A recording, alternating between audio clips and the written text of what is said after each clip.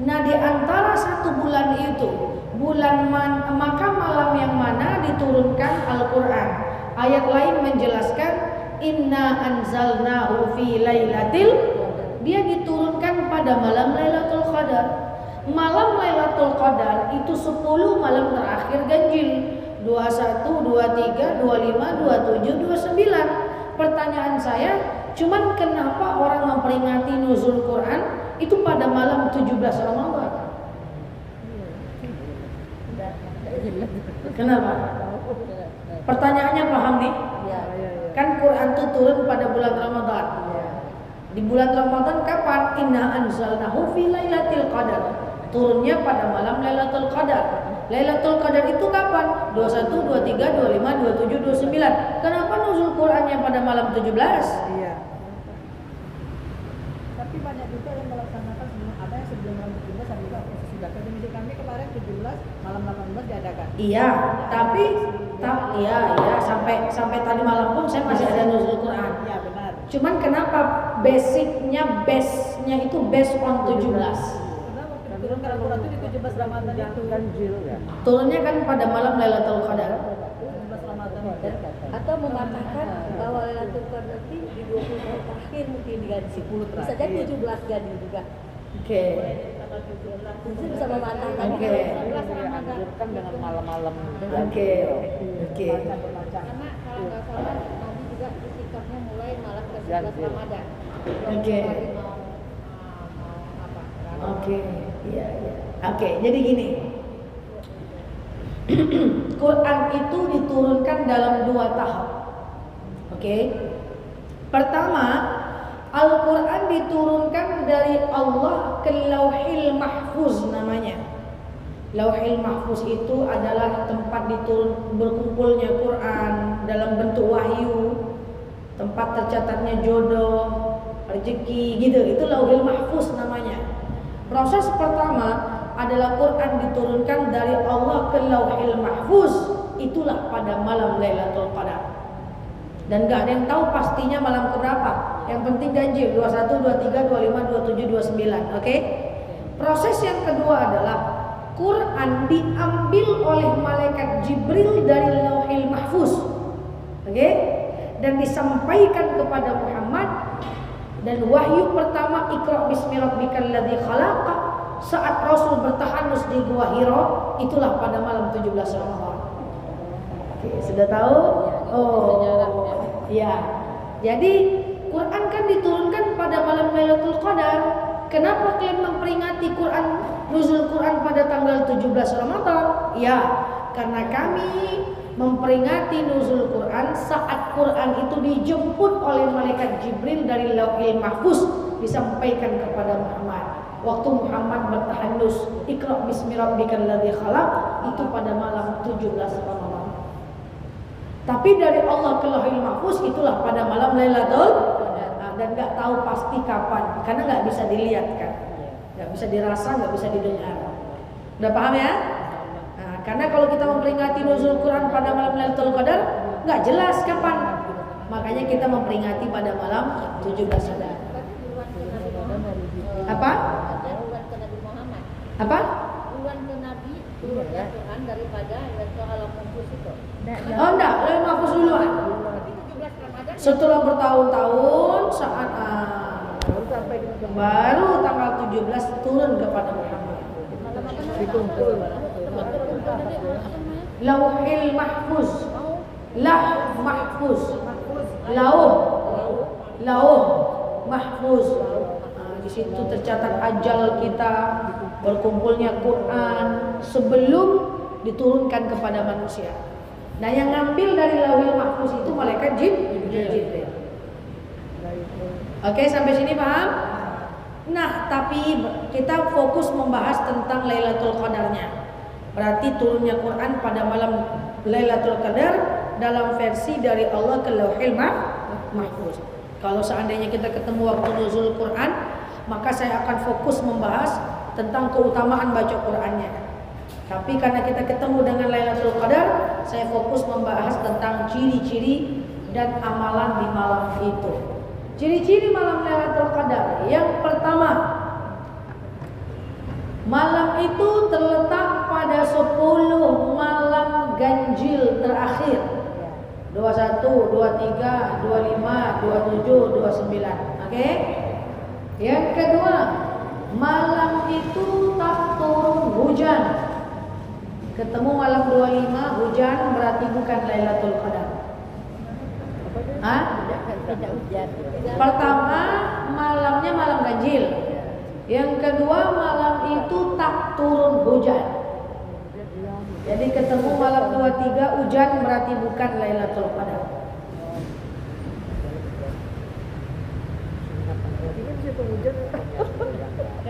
Oke? Yang ketiga, pada malam itu cuaca sejuk. Kenapa? Karena pada malam itu malaikat semuanya turun ke bumi. Satu malaikat ada 7.000 sayap.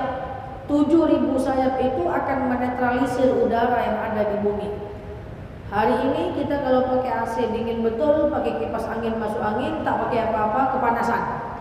Tapi khusus malam Lailatul Qadar itu sejuk karena malaikat turun ke bumi dan mengaminkan semua doa manusia pada malam itu. Oke? Dan besok paginya, misalnya tadi malam Lailatul Qadar, hari ininya gitu ya. Besok paginya matahari tak terlalu terik, nggak terlalu panas. Kenapa? Karena besok paginya malaikat kembali lagi ke langit sehingga cahaya dan terik matahari tertutupi oleh sayap-sayap malaikat. Dan ciri yang terakhir adalah air laut terasa hambar dan bisa dirasakan semua orang. Tapi janganlah ibu ke Padang untuk cari air lawi aja. Coba dulu ke mana mah cari air lawi dulu. Ibadah aja lah elok-elok di situ. Rumah aja ya. Jadi ibadah saja baik-baik di sini. Nah itu ciri-cirinya. Terletak pada malam ganjil terakhir, kemudian tak turun hujan, malam itu sejuk, besok pagi nggak terlalu panas, dan air laut terasa hambar. Nah, kita udah tahu nih ciri-ciri malam itu. Maka pertanyaan selanjutnya adalah, apa amal terbaik yang paling berbobot pada malam itu? Ini kita harus belajar nih, karena belum tentu Lailatul Qadar tahun depan kita ketemu lagi. Maka kita manfaatkanlah Lailatul Qadar tahun ini seakan-akan kita mau meninggal setelah ini. Itu maksudnya. Ya, amal yang paling berbobot. Cara amal ini sudah sering saya jelaskan. Saya tidak ingat di sini sudah saya pernah jelaskan atau belum, tapi saya jelaskan aja lah lagi ya. Amal yang paling berbobot pada malam Lailatul Qadar adalah iktikaf. Iktikaf. Ibu-ibu, iktikaf itu tidak harus sampai pagi, Bu. Kalau udah 10 malam terakhir banyak suami-suami nelpon saya, Ustazah, karena Ustazah ceramah istri saya tak pulang-pulang ada ya.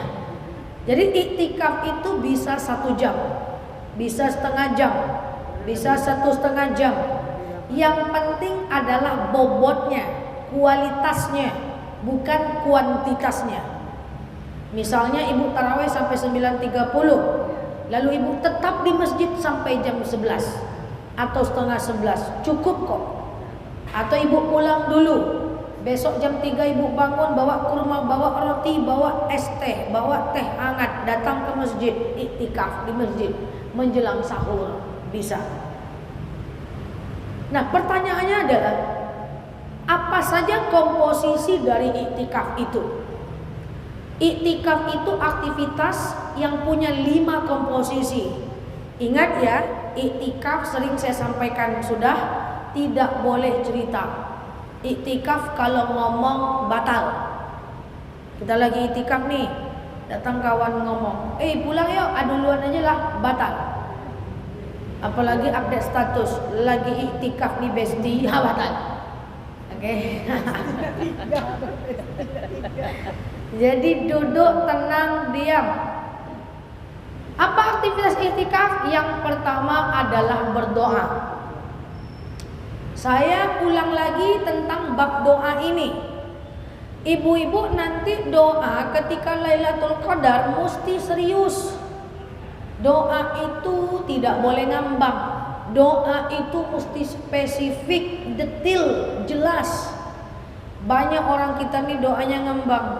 Ya Allah, jadikan anakku anak berbakti kepada nusa bangsa dan agama. Tuh teks undang-undang tuh mak, doa tuh doa. Doa itu jelas. Ya Allah, saya pengen punya anak soleh. Solehnya kayak gimana? Jelaskan. Dia bisa jadi imam, dia bisa baca Quran, dia bisa mimpin sholat kifayah, dia bisa hafal juz 30. Jelas. Semakin spesifik, semakin dikabulkan. Ya Allah, saya pengen punya suami soleh. Jelaskan. Solehnya kayak apa? Masalahnya poligami soleh juga. Jelaskan. Dia bisa mimpin yasin, dia aktif sosial kematian, dia bisa jadi imam.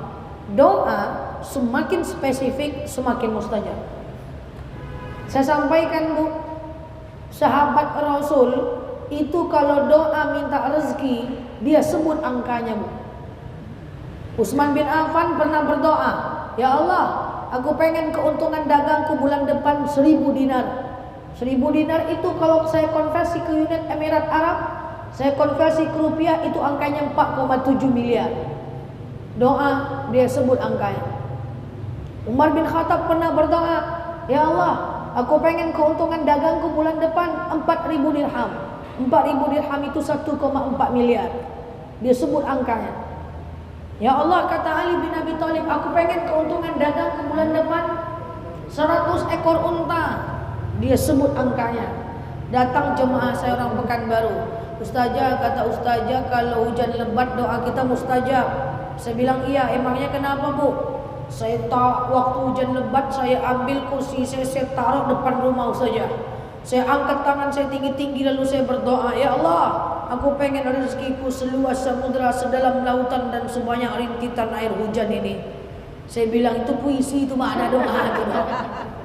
Doa itu jelas, spesifik, sebut aja angkanya, tidak masalah. Itu sahabat kok yang melakukan.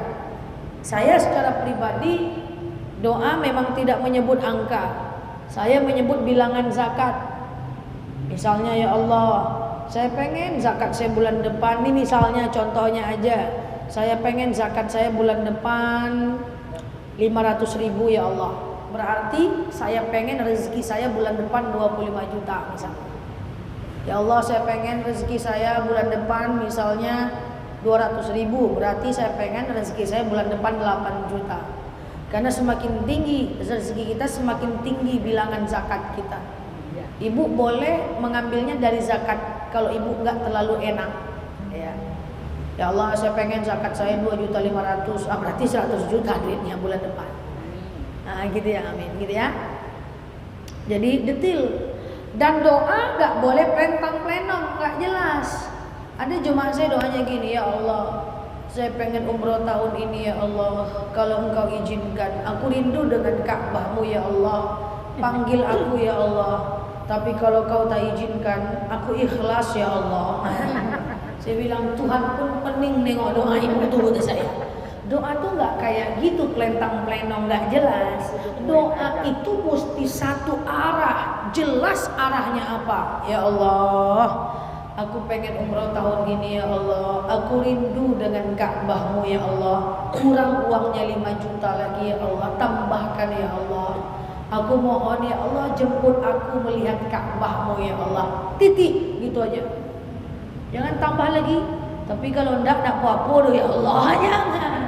Enggak begitu cara berdoa.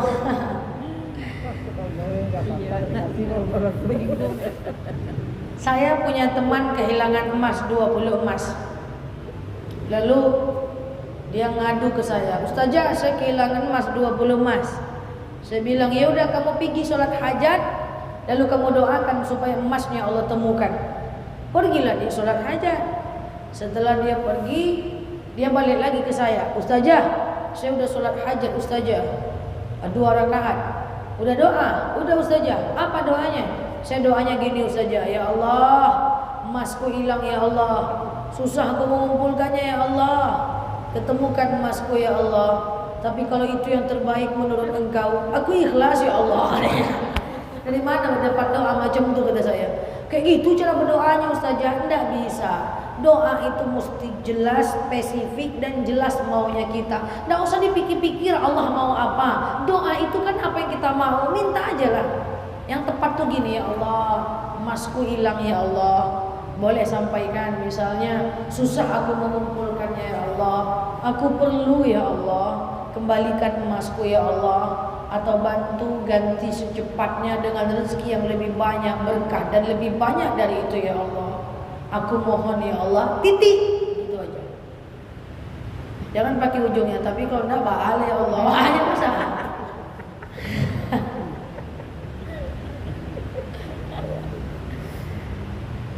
Hati-hati minta jodoh untuk menantu. Ibu punya anak gadis, ada laki-laki mendekati anak ibu. Nah, misalnya ibu doa nih, ya Allah, kayaknya laki-laki itu baik ya Allah, aku suka dengan dia ya Allah. Kalau dia memang baik, dekatkan dengan anakku ya Allah. Kalau dia tidak baik, jauhkan ya Allah. Pernah dengar doa kayak gitu? Siapa yang ngajarin doa kayak gitu? Sering orang gitu. Sering. Enggak gitu doa. Itu enggak jelas ibu maunya apa. Jelas dong. Ya Allah, kayaknya dia orang baik ya Allah. Kalau dia baik, dekatkan dia dengan anakku ya Allah. Kalau dia tidak baik, kasih dia hidayah dan dekatkan ya Allah. Aku maunya dia ya Allah. Please deh. Dan maksud saya doa itu jelas. Perkara nanti dikabulkan atau enggak ada konsep tawakal di situ. Hati-hati, doa itu mesti jelas, enggak boleh ngambang. Saya bimbing jemaah umroh. Biasanya kalau jemaah umroh itu tour guide-nya itu cuma punya tugas 1 hari di Mekah, 1 hari di Madinah. Selebihnya acara bebas. Tapi saya itu paling suka menemani jamaah di hari 2, 3, 4 dan seterusnya. Karena saya suka dengan ibu-ibu. Ibu-ibu ini lucu-lucu, pertanyaannya lucu-lucu dan sangat menghibur saya gitu. Nah ya, jadi saya itu kalau umroh suka selalu menemani ibu-ibu itu. Jamaah itu saya temani kemana-mana sampai ke Taif, kami naik bis. Jadi saya senang lah dengan ibu-ibu. Janji ke? Hah? Janji ya? Janji apa? Janji ya? Apa tuh? Kalau umroh? Oh iya, umroh kita jalan-jalan. Asia-asia. Jadi ya akhirnya saya di hari kedua kan udah bebas, hari ketiga udah bebas. Yang mau umroh lagi kata saya. Saya antarkanlah wukuf, saya adakanlah pakai niat lagi ke Tanim. Lalu kita umroh kedua. Setelah itu kita cuman tawaf-tawaf aja 7 kali. Nah ya. Setelah tawaf-tawaf, lalu kemudian saya lengketkanlah hidung mereka itu ke kiswah. Saya bariskanlah 10 orang. Dia kalau rame-rame kan orang Arab itu biasanya nggak mau ganggu. Saya ngomong lah pakai bahasa Arab, jangan ganggu, ini satu jamaah, kasih kami waktu gitu kan. Saya jagalah di belakang, ibu-ibu tuh cium kiswah Ka'bah. Saya teriak dari belakang, ibu-ibu, ini tempat mustajab, minta sama Allah, bermohon sama Allah, doa ibu dikabulkan, minta, meraung-raunglah dia berdoa bu. Tapi karena saya masih muda sikit, saya kepo lah, apalah doa mak-mak nih. Akhirnya saya nguping bu, ya Allah bu, doanya tak ada yang betul. Saya kumpulkan lagi semua, kumpul lagi, tak jadi berdoa. Ngapa ustazah, doa ibu kok tak ada yang betul, ngambang semua. Ya Allah, Engkau tahu yang terbaik, berikan yang baik. Ya Allah, Engkau tahu apa isi hatiku, kabulkan ya Allah, sekian terima kasih. Tapi apa doanya? Apa kata mereka? Kami tidak tentu kayak baca doa saja ya. Tidak tahu dia apa yang mau dia. Akhirnya saya bilang balik lagi kita ke hotel, catat dulu maunya apa. Catat dulu maunya apa. Secara detil. Besok kita balik lagi ke sini dan kita berdoa sesuai catatan kita. Saya aja sampai sekarang di sini doa masih catat saya. Masa di umrah doa tidak catat? Nanti Lailatul Qadar catat dulu doanya. Bawa bukunya, iktikafkan, doakan di atas sejadah. Ingat bu, saya adalah orang yang sangat percaya bahwa doa adalah bisa merubah takdir. Saya nggak percaya kalau kerja keras adalah sesuatu yang luar biasa. Kalau kerja keras bisa merubah takdir, orang yang kerja di pasar lebih keras lagi dibanding kita. Kalau kerja keras bisa merubah takdir, Pak tukang lebih kerja keras lagi dibanding ibu-ibu semuanya. Saya adalah orang yang percaya bahwa doa adalah nomor 1, kerja keras nomor 2. Karena doa itu ghairut takdir, doa merubah takdir. Maka kalau doanya ngambang, masa depannya ngambang. Kalau doanya jelas, takdirnya jelas. Kalau doa nggak jelas, takdirnya nggak jelas. Kalau nggak doa, maka nggak ada takdir sama sekali, kan gitu. Nah, jadi catat secara detail maunya apa. Ibu pengen punya anak yang soleh, kayak mana solehnya? Ibu pengen punya anak kaya yang dermawan, kayak mana kayanya? Kayak mana dermawannya? Dermawan itu banyak. Dia bisa bangun masjid, dia bisa bangun panti asuhan, anak yang punya panti jompo, anak yang bisa buat yayasan amal, banyak, jelas, detail. Lailatul Qadar, ambil kesempatan itu. Nanti kalau umroh, ambil kesempatan itu, catat doanya. Ini doa ngambang-ngambang, enggak jelas. Kawan saya setiap sholat nggak pernah doa. Saya tanya, kenapa kamu nggak pernah doa? Nel, aku doa aku 1 kalimat aja, Nel.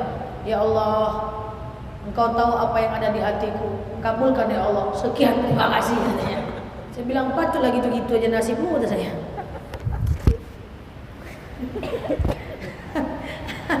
Oke ya, jadi nanti.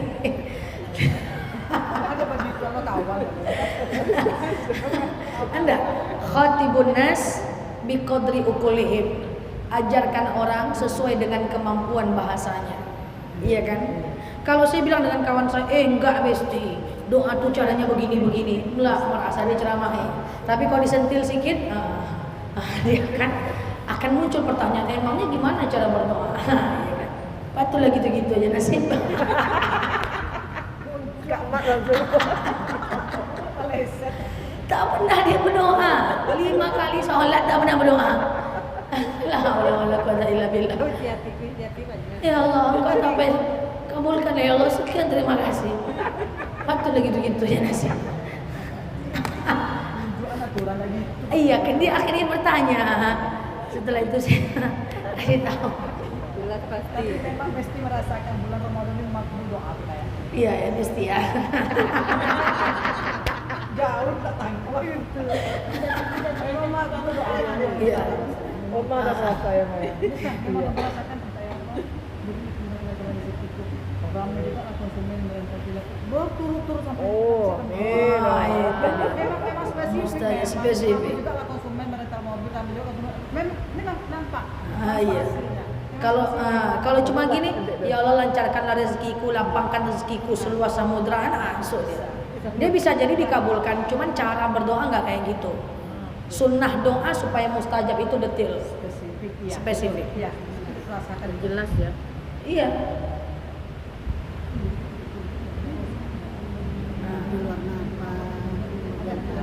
Iya. Pengen ganti kendaraan, apa mereknya? Pajero. Boleh Pajero punya saya. Apa? Ya Allah bilang keluarga kami kehidupan dunia keberkahan. Itu masih ngambang. Itu hanya teks Arab. Jadi doa itu kan dalam bahasa Arab itu semuanya ngambang. Iya kan? Doanya ngambang, maka tugas kita membuat dia spesifik. Karena kalau Rasulullah doanya detail, nanti sementara kebutuhan setiap umat berbeda. Makanya Rasulullah itu ngambangkan doanya, dan kemudian umat yang memberikan spesifiknya. Ustazah, nanti kalau seandainya kita berdoa banyak-banyak minta rezeki, kita tamak, kata jamaah saya. Oh beda. Kalau tamak itu kita minta banyak, maunya kita, punya orang kita mau, kita tidak mau kasih orang, itu baru tamak. Tapi kalau kita minta rezeki banyak-banyak, kemudian rezeki yang banyak itu kita bisa sedekah, kenapa tidak? Saya sudah sering sampaikan kepada ibu-ibu, semua ustadz bilang uang nggak bisa dibawa mati. Tapi saya secara pribadi ngomong di YouTube saya, uang bisa dibawa mati. Bu, Khadijah itu nggak sholat, nggak puasa, Bu. Kan Khadijah meninggal duluan, baru terjadi Isra dan Mi'raj, baru dijemput perintah sholat. Puasa Ramadan itu turunnya di Madinah, ayatnya ya ayyuhalladzina amanu kutiba alaikumusiyam, turunnya di Madinah. Khadijah udah meninggal di kota Mekah. Khadijah nggak puasa, nggak sholat, Bu, tapi masuk surga karena hartanya, karena sedekahnya. Utsman bin Affan itu masuk surga karena hartanya. Kalau Ali bin Abi Thalib karena ibadahnya. Kalau Fatimah karena ibadahnya. Aisyah karena ilmunya. Abu Bakar karena hartanya. Khadijah karena hartanya. Tidak ada masalah. Uang itu perlu untuk dibawa mati. Keluarkan hak orang. Keluarkan hak orang, sedekahkan. Silahkan pilih mau masuk surga dengan cara apa. Satu, bisa masuk surga dengan ibadah. Ibadah terus, jangan sakiti hati orang, bisa masuk surga. Kedua, bisa masuk surga dengan ilmu. Tuntut ilmu banyak-banyak, kasih orang, bisa. Atau kalau nggak bisa masuk surga dengan harta. Nggak ada masalah, kita bisa sedekah, infak, wakaf, hibah, dan masuk surga karena harta kita. Karena uang itu sebenarnya netral, Bu. Uang itu seperti kaca pembesar saja. Orang yang sombong dengan banyak uang semakin sombong. Orang yang rendah hati dengan banyak uang semakin rendah kok hatinya. Orang yang dermawan dengan banyak uang semakin dermawan kok. Orang yang rajin sedekah dengan uang semakin rajin sedekah kok. Jadi nggak ada masalah dengan uang. Minta aja banyak-banyak. Mudah-mudahan itu salah satu jalan kita menuju surga. Yang nggak boleh itu tamak. Kita mau banyak, kita tak kasih orang, yang orang punya kita mau. Nah itu baru nggak boleh. Tapi kalau kita punya banyak dan kita berbagi, wow, kenapa enggak kita bisa masuk surga dengan uang? Ya, jadi yang minta itu yang jelas ya. Pengen punya cucu, kayak mana cucunya? Solehnya kayak mana? Ya, pengen ya apapun doanya ya. Dan jangan dipikir-pikir ya. Doa itu doa aja, gak usah dipikir. Ya Allah, aku pengen umroh setahun 2 kali ya Allah. Doa aja, jangan dipikir dari mana duitnya ya. Jangan dipikir. Kan kata Allah, idza arada syai'an ayyakula lahu kun fayakun. Semakin tinggi doanya berarti semakin bagus tauhidnya, berarti semakin percaya sama Allah. Semakin rendah doanya berarti semakin rusak tauhidnya, berarti nggak percaya sama Allah. Doa itu harus tidak realistis. Kalau realistis nggak doa namanya, kerjakan aja lah, bisa kok. Semakin nggak masuk akal doa, semakin tandanya percaya sama Allah. Teman saya sering nanya sama saya, Nel, sering nggak kamu doa minta jadi profesor? Saya bilang enggak, karena jadi profesor itu realistis. Dia bisa dikejar, jelas waktunya, jelas rule and regulasinya. Saya selalu berdoa untuk sesuatu yang rasanya nggak mungkin. Kalau udah mungkin biasanya saya jarang berdoa. Yang tidak mungkin lah justru nggak mungkin, makanya kita rajin berdoa. Ibu pengen mengumrohkan 10 orang per tahun, nggak mungkin rasanya, makanya perlu doa. Semakin tinggi doanya, semakin tinggi tingkat kepercayaan kepada Allah. Oke, Lailatul Qadar mulai malam ini itikaf, bawa doanya, bawa kertasnya, doa sama Allah. Pengen ya Allah, suami saya itu aja modelnya ya Allah, upgrade lah sikit ya Allah misalnya kan. Upgrade bukan ganti. Suuzon sama saya ibu-ibu nih. Gitu ya. Diperbarui. Oke, yang kedua, aktivitas iktikaf yang kedua adalah zikir. Pertama doa, kedua zikir. Zikir yang paling berbobot pada malam Lailatul Qadar adalah zikir, semuanya boleh, tapi yang paling berbobot Allahumma innaka afuwun tuhibbul afwa fa'fu anni. Pernah dengar zikir itu enggak? Cok ya. Allahumma innaka afuun, boleh dicatat. Nanti bawa aja catatannya iktikaf, nggak masalah. Allahumma innaka afuun. Udah? Afuun. Afuun. Ya, pakai nun ujung. Afuun. Afuun tuhibbul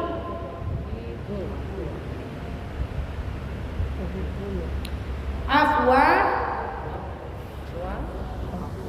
fa'fu anni, fa'fu anni. Ya, Allahumma innaka afuwun tuhibbul afwa fa'fu anni. Allahumma 1 2 3. Allahumma innaka afuwun tuhibbul afwa fa'fu anni. Ya Allah, artinya ya Allah, Engkau Maha Pemaaf, mencintai maaf, maka maafkan kami. Ya Allah, Engkau Maha Pemaaf, mencintai maaf, maka maafkan kami. Itu yang terbaik pada malam Lailatul Qadar. Tapi zikir yang lain boleh juga sih ya. Cuman kalau mau afdal itulah ya. Pertama doanya yang benar lagi ke depan. Yang kedua zikir, yang ketiga baca Quran. Nah, itu aktivitas iktikaf, baca Quran.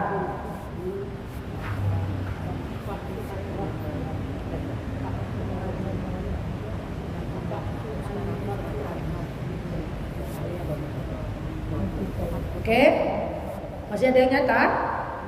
Oke, kita tunggu ya. Allahumma innaka afuwun tuhibbul afwa fa'fu anni.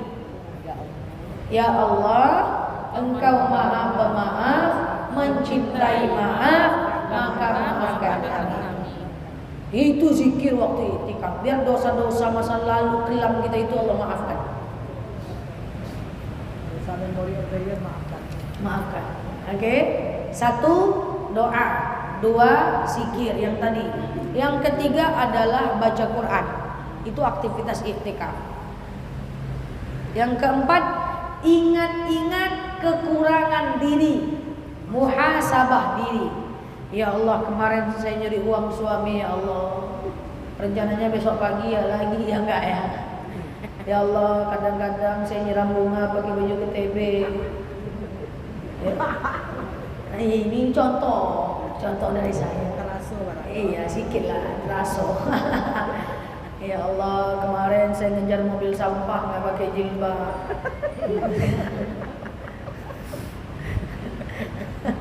Ya. Ya, di kerajaan itu apa yang terasa dengan pengalaman berbagi. Emak saya, emak. Kalau kabur aja nggak emak, saya kalah. Ya gitu ya.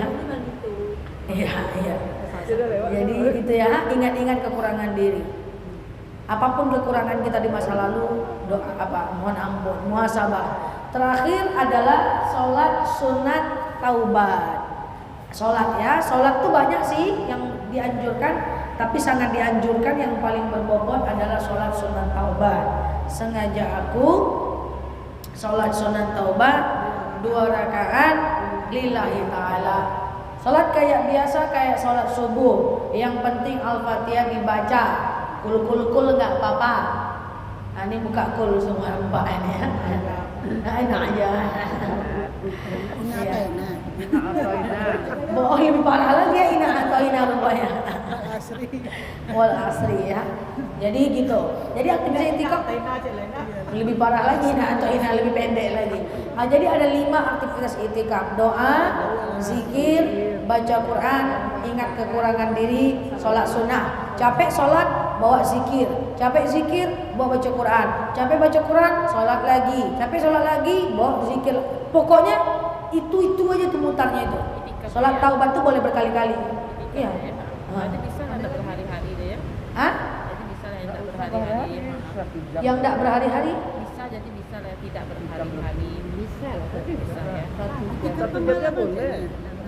Tidak berhari-hari ini maksudnya gimana? Ya, yang paham. Oke. Berhari-hari. Kan ada yang berhari-hari. Ada orang kan sampai 21 hari. 10 hari. Kalau di kampung kan gitu. 10 malam terakhir. 21, 23, 25, 27, 29. Tapi melakukannya ya jangan sampai pagi capek nanti. 1 jam, 2 jam. Sampai pagi suatu tanya migra di gelang. Iya, so pagi kan gila. Hujannya selalu subuh enggak? Umur tuh tua. Kalau masih muda. Biaya itu juga aktivitasnya. Iktikaf komposisinya cuma 5 itu aja.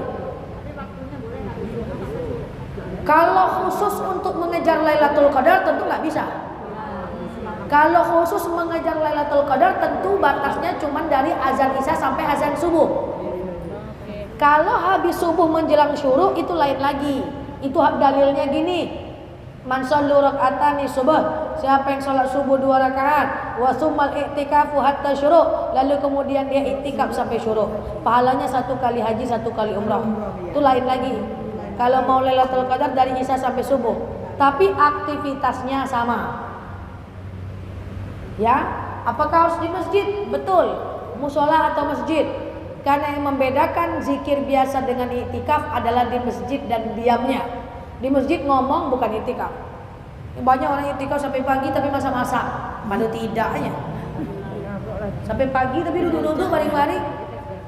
Dari subuh sampai syuruk tapi ngobrol nyeritain orang.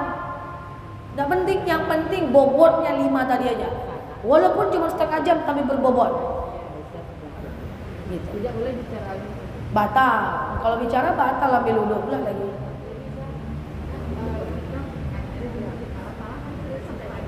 Iya.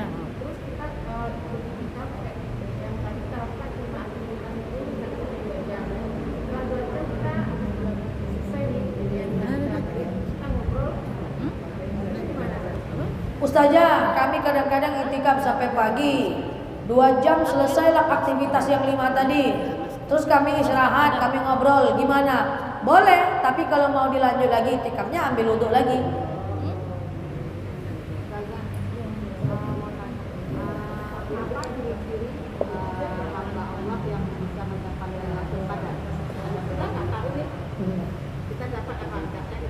Baik. Ustazah, apa ciri-ciri orang yang mendapatkan malam Lailatul Qadar? Kenapa saya tak sampaikan bahwa ciri-cirinya adalah pohon merunduk? Karena ciri-ciri itu tidak sahih. Jadi saya mau luruskan nih. Semua orang yang beribadah pada malam Lailatul Qadar ismin mendapatkan malam Lailatul Qadar. Karena malaikat semuanya mengaminkan dan mendengarkan doa kita. Jadi orang yang mendapatkan Lailatul Qadar bukan orang-orang tertentu saja, tapi semua orang yang beribadah pada malam itu mendapatkan malam Lailatul Qadar. Itu sebab saya sampaikan kepada semua kita, hidupkan malam Lailatul Qadar biar kita mendapatkan malam itu. 10 malam terakhir dah hilang. Iya, 10 malam terakhir ganjil. Cuman masalahnya sekarang ini budak jelas ganjilnya yang mana. Tapi udah jelas. Udah jelas. Nampak kita Ada 2 versi lah. kan dari bulan kemarin udah lihat kita Ustaz. Cuman untuk antisipasi, lakukanlah 10 malam terakhir. 10 lah, ganjil genap.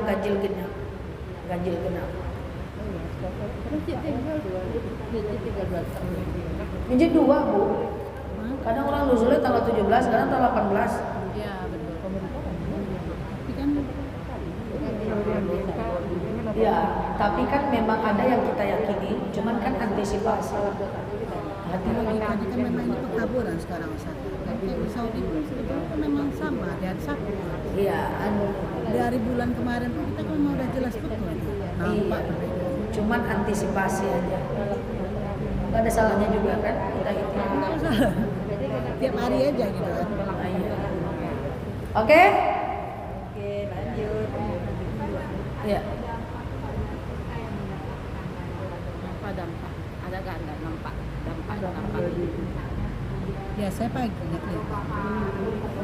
Oke. Ketika kita ketemu malam Lailatul Qadar, itu paginya hati kita tenang. Plong. Karena paginya itu adalah amal kita itu semuanya akan dibawa, dihisap. Disampaikan oleh malaikat kepada Allah. Plong. Pernah ngerasain bangun tidur risau-risau nggak jelas? Ada. Risau aja tapi nggak tahu apa dipikirkan. Pas putus cinta tuh saya.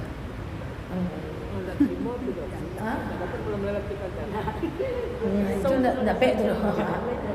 Daya hati kita tenang, ya. Dan biasanya doa kita itu cepat kok terkabulnya, dia kelihatan kok. Nah, dia kelihatan. Kemudian kita mulai takut berbuat maksiat, dia kelihatan kok, kelihatan. Doa kita itu, karena kalau kita doa pada malam Lailatul Qadar itu aras langsung bergoncang tanpa perantara. Kita doa ya Allah, bla bla bla, langsung harus bergoncang tanpa perantara dan Allah langsung kabulkan doa kita. Jadi jangan sia-siakan malam itu. Berarti malam itu kan seduniaannya gitu dan merasakan selain bukan hanya Bukan sedunia, ya sedunia. Cuman siapa yang ibadah di malam itu aja. Kalau dia tidur kan dia tidak mendapatkan kan.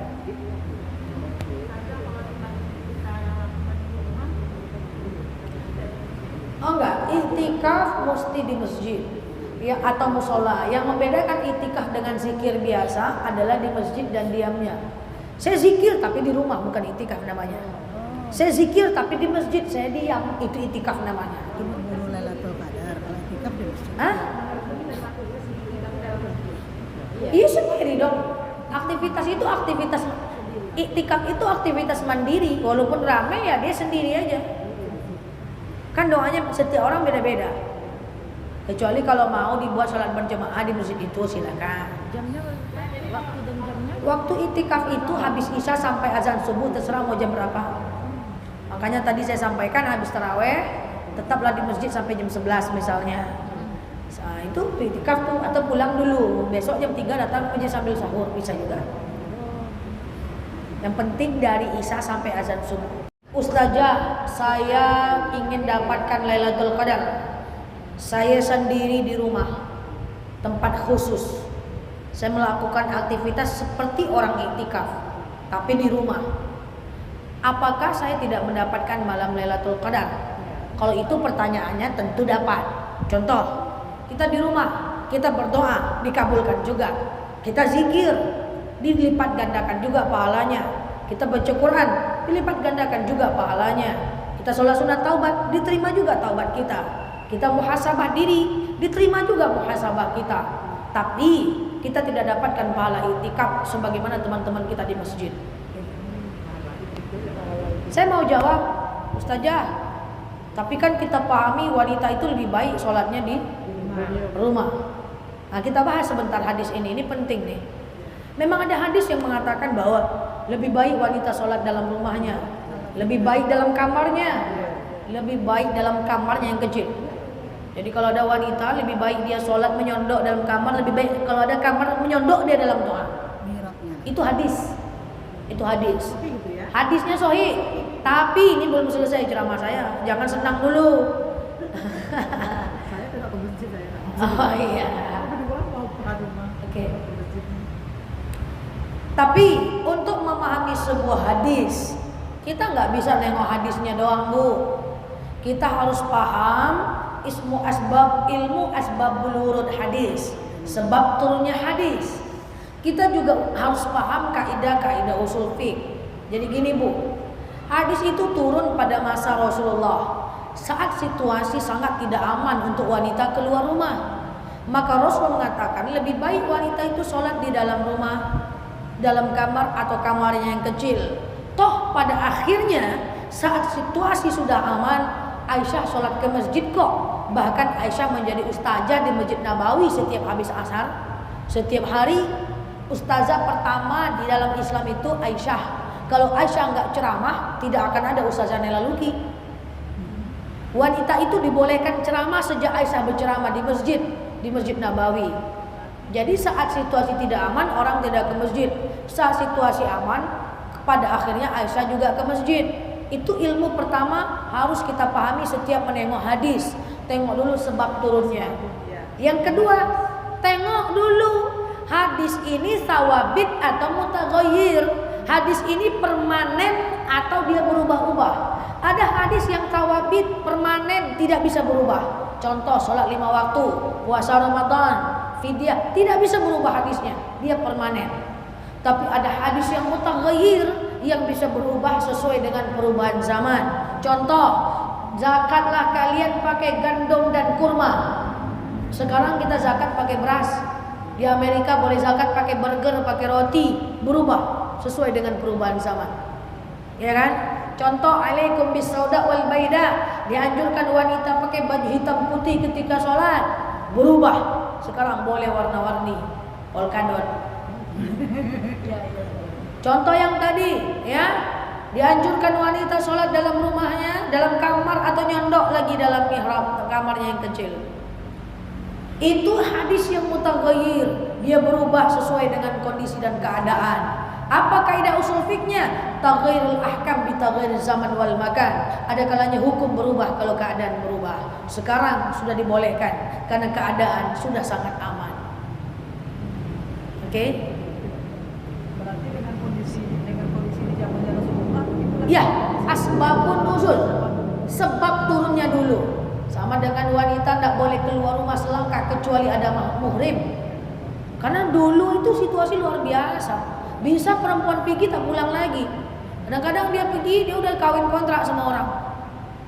Ibu kesini tadi sendiri nyetir, boleh aja, situasi sudah aman. Jadi dipahami, pertama harus dipahami dulu itu sebab turunnya apa. Yang kedua dipahami dulu itu hadisnya sawabit atau mutaghayyir, permanen atau non permanen. Baru nanti ternyata dia hadisnya berubah, baru dicari kaidah usul fiqh yang tepat. Makanya berbahaya kalau cuma baca hadis saja. Itu sangat berbahaya. Oke? Gitu. Ada lagi?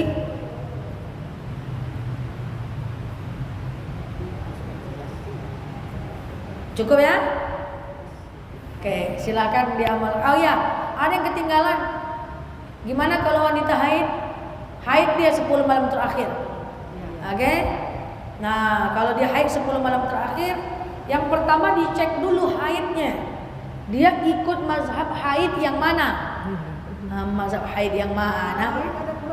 Iya. Oke. Pertama, Syafi'i mengatakan wanita haid tak boleh masuk masjid 7 langkah berdosa. Kedua, Hambali mengatakan wanita haid boleh masuk masjid asal nggak menetes. Yang ketiga boleh masuk tapi nggak boleh duduk. Yang keempat boleh masuk musola, nggak boleh masuk masjid. Kalau ibu ikut 7 langkah berdosa tak boleh masuk, jangan iktikaf, jangan masuk waktu 10 malam terakhir. Tapi kalau ibu menganut mazhab boleh masuk asal tak menetes, ibu boleh iktikaf 10 malam terakhir. Terus gimana Ustazah? Kalau kami di rumah dalam keadaan haid, boleh dilakukan zikir, boleh doa di rumah, boleh baca Quran di rumah, tapi cari yang ada terjemahan atau yang ada tafsir. Karena tidak boleh memegang mushaf kecuali orang suci, itu cuma mushaf yang 30 juz seluruhnya berbahasa Arab. Tapi kalau ada terjemahan, ada tafsir, itu tidak mushaf. Boleh pegang, boleh baca. Quran di HP bukan mushaf, boleh pegang, boleh baca. Yasin ayat-ayat pendek Asmaul Husna bukan mushaf, boleh pegang, boleh baca. Jadi kalau kita haid di rumah, boleh doa, boleh zikir, boleh baca Quran yang ada terjemahan, ya boleh ingat kekurangan diri, tapi nggak boleh sholat. Syukur-syukur karena kita niat iktikaf, bukan karena nggak mau ke masjid, tapi karena haid Allah samakan derajat kita dengan orang-orang yang iktikaf. Syukur-syukur, amin, gitu ya. Sebagai dai kami tidak boleh merekomendasikan mazhab. Ya karena mazhab itu memang bebas pilih yang mana. Tidak boleh memaksakan kehendak mazhab pada satu orang. Maka kalau ada yang bertanya, Ustazah Nela mazhabnya mana? Ini bukan rekomendasi, tentu harus saya jawab ya. Tapi tidak rekomendasi ya. Itu terserah ibu-ibu. Saya pilih yang boleh masuk asal tidak menetes. Karena itu seiring dengan keterbutuhan dakwah saya. Ya, kalau ibu terserah saja, tidak ada rekomendasi. Kalau mazhab itu tidak ada masalah. Sama dengan syahadat, asyhadu an la ilaha illallah Syafi'i, asyhadu an la ilaha illallah Hambali, asyhadu an la ilaha illallah Maliki, asyhadu an la ilaha illallah Hanafi. Yang mana saja begini atau begini terserah aja lah. Asal jangan berubah. Subuh, sah, zuhur, itu tidak boleh. Kalau ada kawan ibu macam ni jangan ibu intip mangga itu aja. Terserah aja mau ikut yang mana. Saya tidak rekomendasi apa-apa. Saya hanya boleh rekomendasi kalau ada pendapat yang lebih kuat. Misalnya 3 imam bilang gini, 1 imam bilang gini, saya boleh sampaikan yang lebih kuat. Tapi karena dia sama-sama 25%, tidak ada rekomendasi. Itu serah mau yang mana. Oke? Oke, cukup ya? Cukup? Masalah bayar fidyah. Dulu kami waktu masih punya anak kan tanya sama bapak tuh, ide tuh gimana ngasih orang 1 hari makan katanya. Berarti 2 kali sehari, berarti 2 kali makan, berarti 30.000 kali 30 hari. Tapi sekarang kan anak saya lagi hamil muda nih. Jadi nanya bayar fidyah Kak. Katanya bisa bayar fidyah tuh hanya sekali makan. Jadi dia bilang, kata Ustaz Syanu mah 10.000 sehari, berarti 300.000 dan 750. Itu gimana tuh?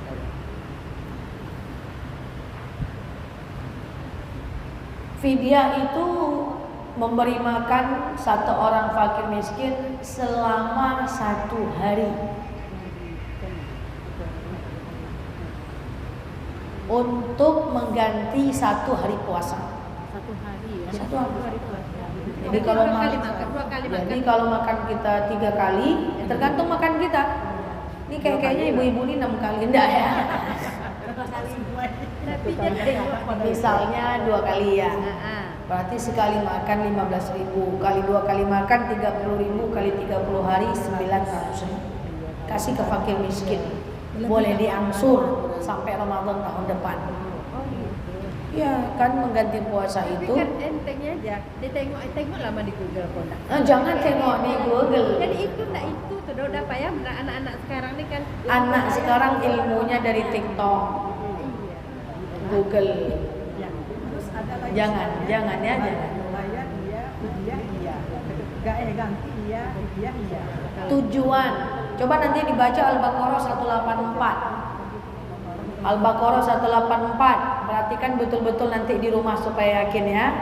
Kita untuk anak cucu lagi. Anak cucu lagi ya, Al-Baqarah 184. Siapa yang sakit atau dalam perjalanan, kan gitu bunyinya tuh, maka hendaklah dia mengganti puasa sebanyak hari yang dia tinggalkan.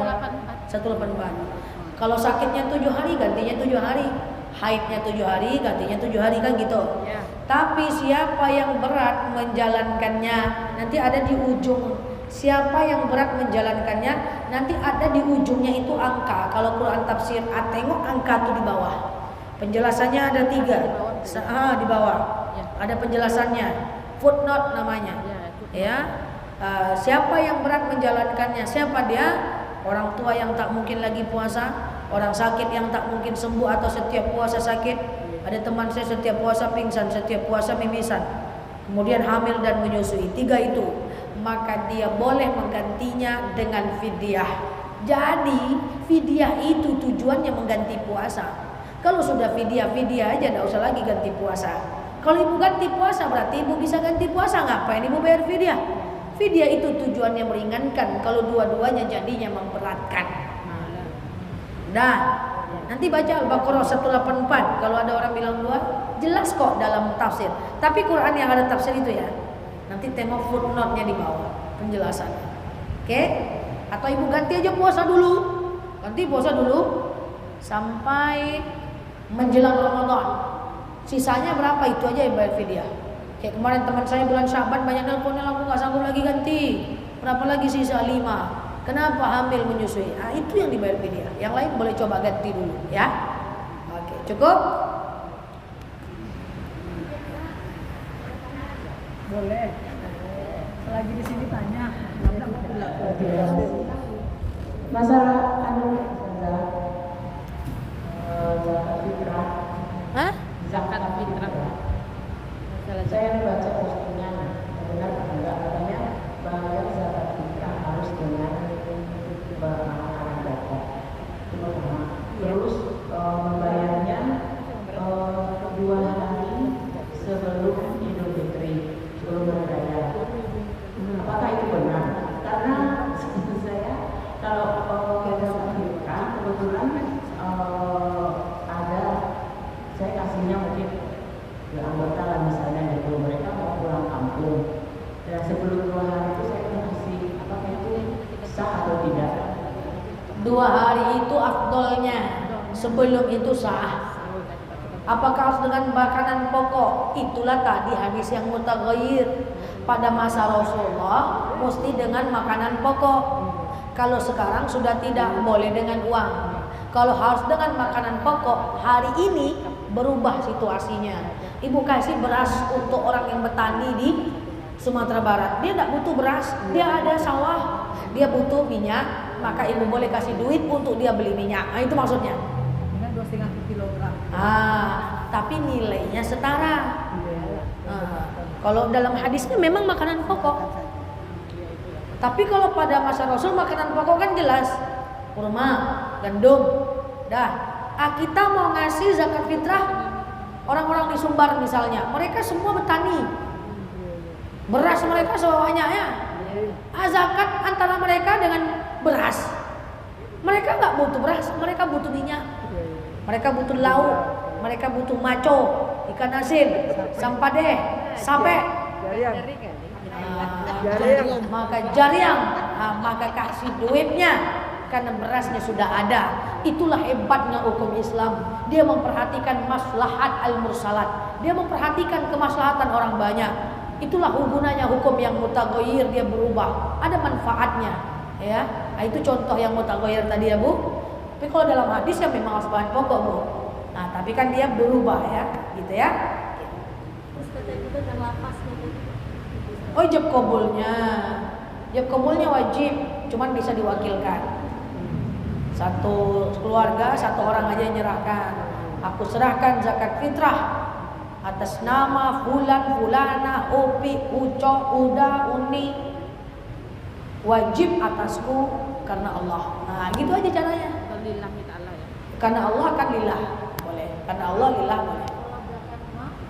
Zakat mal nggak wajib ijab kabul. Ini ada rezeki sedikit cukup. Ustazah, ini ada perbedaan juga masalah zakat fitrah ini. Masalah yang udah janda. Ada sebagian yang mengatakan bahwasanya zakat fitrah itu wajib karena bapak ya, si bapak kepala keluarga. Tapi ketika dia bercerai sama suami kan si ibu harus jadi kepala keluarga. Ada yang bilang tidak ada kewajiban istrinya itu. Padahal kalau saya wajib. Bukan karena jandanya. Janda dizakati bukan karena jandanya, Jandanya tapi berzakat, karena Ustaz. miskinnya. Maksudnya gitu. Janda ini kan dia bisa sama suaminya.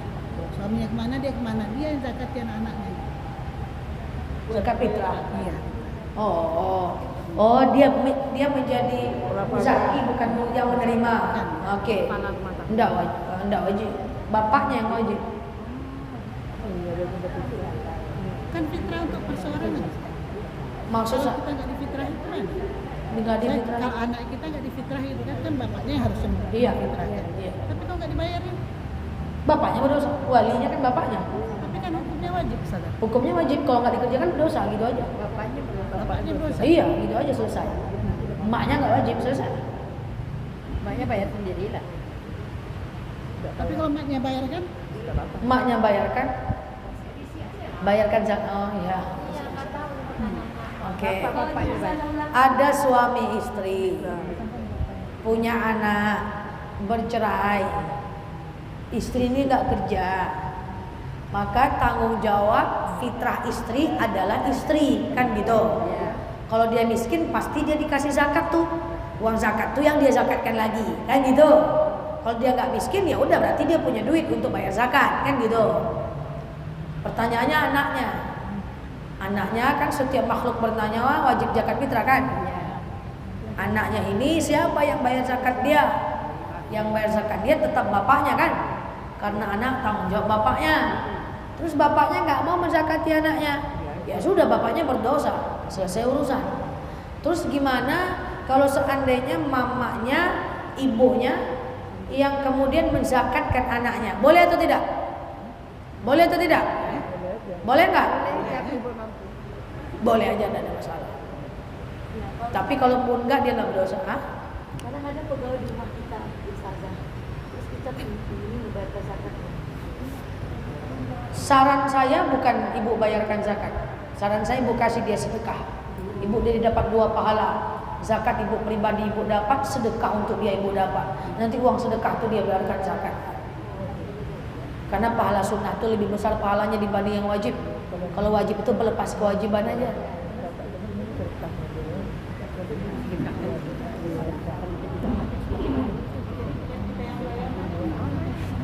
Boleh, tapi saran saya kasih aja dia uang sedekah, kemudian dia bayarkan. Masalah membayar fidyah kita lah. Misalnya kita punya orang tua yang nggak sakit, yang nggak sanggup lagi puasa. Terus yang bayar fidyahnya orang tua kita tuh alhamdulillahnya dia punya uang, ada rezeki untuk bayar fidyahnya. Bolehkah kita sebagai anak membayarkan fidyah orang tua? Boleh, nggak ada masalah. Itu namanya ihsan, namanya sedekah. Bagi kita pahala sedekah, bagi dia pahala fidyah.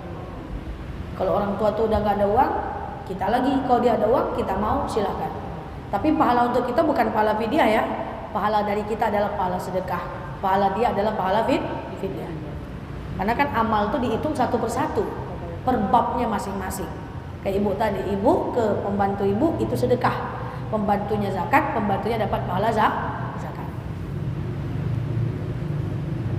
Cukup? Ini pertemuan terakhir ya. Iya, ya, bulan Ramadan. Tapi buka bersama. Besok buka bersama Hari Ustaz. besok buka bersama ya. Oh, besok. Ustazah Nela ada loh. Oh, iya. Besok Ustaz. Hah? Kultum pula? Iya, Ustazah. Kasih tugas pula saya. Iya. Iyalah. Ustazah Nela ada. Oh iya. Iya, oke. Iya. Oh ya, kultum menunggu waktu buka gitu ya. Iya. Sama anak yatim kita. Oke, insyaallah. Misalnya kita membayar zakat yang orang tua boleh. Boleh. Apakah nanti tidak boleh membayar zakat orang tuanya? Boleh aja. Nggak masalah. Oke, cukup. Wallahu a'lam bishawab. Ala hasinnya al-Fatihah.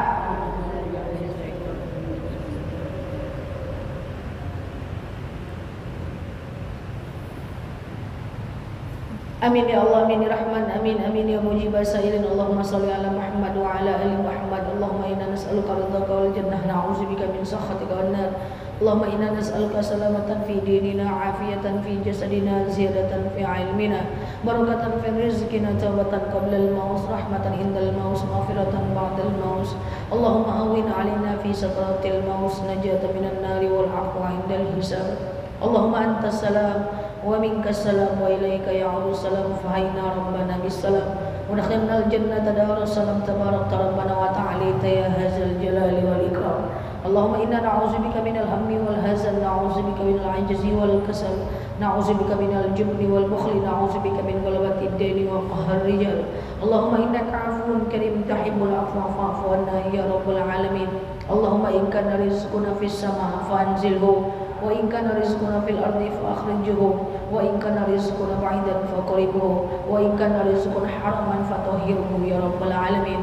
Allahumma rabbana anfa'na bima 'allamtana wa 'allimna ma yanfa'una. Allahumma rabbana hab lana min azwajina wa dhurriyyatina qurrata a'yunin waj'alna lil muttaqina imama. Allahumma ighfir lana dhunubana wa liwalidina warhamhuma kama rabbawna shighara. Allahumma khususan ila arwahi abaina wa ila arwahi ummahatina wa ila arwahi kulli muslimina wal muslimat.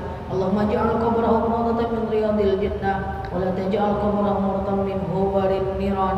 Allahumma istajib du'ana ya Allah, istajib du'ana ya Rahman, istajib du'ana ya Rahim ya mujibah sa'ilin. Allahumma rabbana zalamna anfusana wa illam taghfir lana wa tarhamna lanakunanna minal khasirin. Allahumma salli ala sayyidina Muhammad wa ala ali sayyidina Muhammad. Subhana rabbika rabbil izzati amma yasifun, salamun alal mursalin, alhamdulillahi rabbil alamin. Wallahu a'lam bishawab. Assalamualaikum warahmatullahi wabarakatuh.